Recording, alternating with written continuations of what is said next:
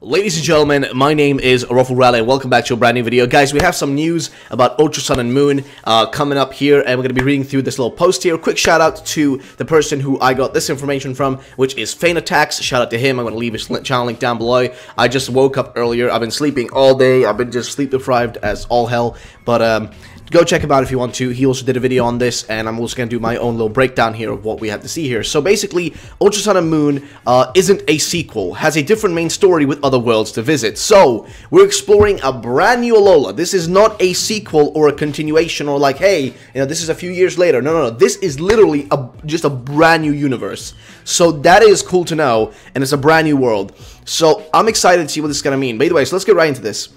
We actually have a little bit of an interview here between, I think, Masuda and, like, Game Freak and them guys, like, they were interviewed and such. So either way, here we go. Pokemon Ultra Sun and Moon producer Shigeru Omori and director Kazumasa Iwao shared interesting details in a rare Game Freak interview featured in this week's issue of Famitsu magazine. And then they thank some other person. Here are highlights from the interview. Junichi Masuda is in charge of fully supervising the game. So I guess that means Masuda is essentially just, you know, doing the overall, you know, construction of the game essentially, which makes sense. That's obvious. I mean, actually, I don't know if he did it last time with the original game. I don't know. I don't look too much into like the development exactly like that, but that's good to know. Masuda is, as far as I remember, I mean, maybe this is actually maybe good because he may be the reason we got all these extra, like, features with the Rotom. I think that's maybe why, because I think he was a big influence on the Dex Nav and such back in, like, ORAS. But, either way, so Game Freak was greatly relieved to learn the Z-moves were well received by fans. This is something that I don't agree with.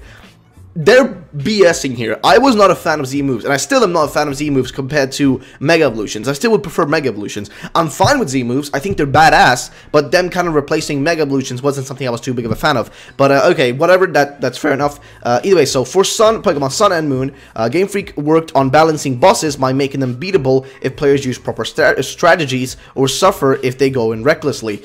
Fair enough, okay, that, like, increasing the, you know, the gap in, you know, the challenge essentially, and like making it slightly harder, because we all know ORAS was slightly easy, so they decided to make Sun and Moon slightly harder. Either way, after completing work on Sun and Moon, the staff felt that there was still more they could do in the Alola region, and this is why we're getting Ultra Sun and Moon, because I guess they felt that they didn't exactly finish everything they could have done in the region. They felt like there's always something extra to add in there, so that makes sense, which is obvious, but I want to see more juicy stuff, because there's supposed to be more juicy stuff here as we go further down. So either way, the reason they're releasing Pokemon Ultra Sun and Moon, Ultra Sun and Ultra Moon is to offer players some variety before the current image they get stuck with the same image of Alola. So I guess this kind of means before the current image they get stuck with the same image of Alola. So I think what they mean by this is like they will move on after this. Alola is like, you know, it's been done. With Ultra Sun and Moon, it's done. It's over with. That's like, you know, that's the end of that era. We're moving on to a next generation in the, you know, as we come up to the next release. So I assume that the next release of the game, because a lot of people are saying it's going to be Diamond and Pearl remakes. I don't think they're going to be doing that for the Switch. They may do that for the 3DS.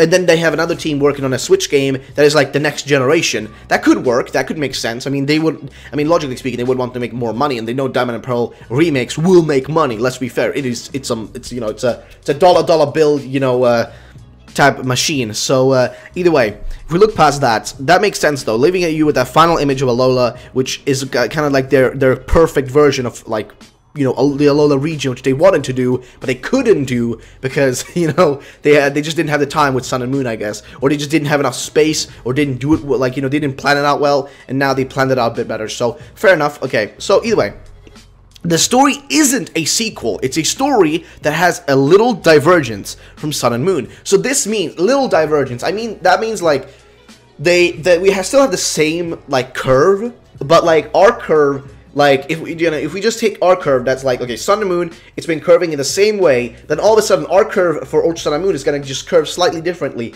We're still on the same line, we're still on the same route, but the difference is, we're taking a bit of a different approach to it, so that makes sense, you know, with the whole new world, the wormhole place and whatever, it makes sense that they're doing that, so I'm going to give that, like, you know, it's very nice, very nice. Today, characters from the Ultra Expedition team make an appearance, and that's where the story changes. They appear appear at the opening of the game, so you'll be able to start the game with excitement. This is awesome, because usually you would want to keep these interesting people kind of like later into the game to kind of like, you know, when you start out the game, usually you're like hyped up about like which starter you're gonna get through the first part. But since a lot of people already played Sun and Moon, those parts are pretty similar, and we already know that. So they're gonna spice it up by adding these like this expedition team already from the get-go. So you're gonna meet them right in the start, which is great. That I love that. I love that you do that. The pacing's gonna be better that way.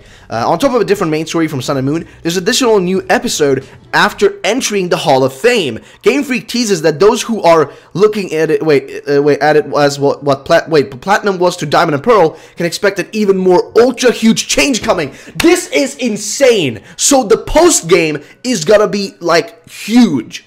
Like that is awesome. More ultra huge. Okay, they're just such like little. Oh, I love them for this.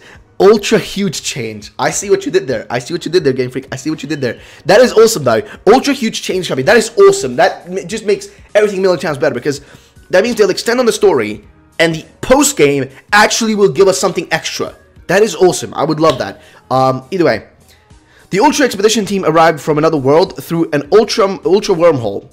A new element is being prepared that will have the protagonist and company dive into Ultra Wormholes and visit all kinds of different worlds. So we're not going to be visiting one, we're going to be visiting all these different worlds where all these Ultra Beasts are, which means we're going to have more places to explore. Yes, that is going to make things a million times better. I'm so happy for that. I'm so happy they're doing that. Either way, Pokemon will be much easier to collect and train compared to Sun and Moon. So I guess this has to do with like the rarity of certain Pokemon, like how they were hard to get. And I think this may also apply to Shinies, because let's be fair, some Shinies were impossible to get. And I think they also mean by this that they're gonna, like, you know, the Pokedex is like expanded hugely. And I hope they add in a bunch of legendaries we can catch. That would be awesome. But this is good. This is really good. Either way, using the Ultra Warp ride to travel to other worlds, you will even get to visit a world with legendary Pokemon. For example, you can meet and catch Mewtwo. That's all Game Freak has to say about that for now, and they'll leave it to your imagination whether we'll get to meet other legendary Pokemon. If we put...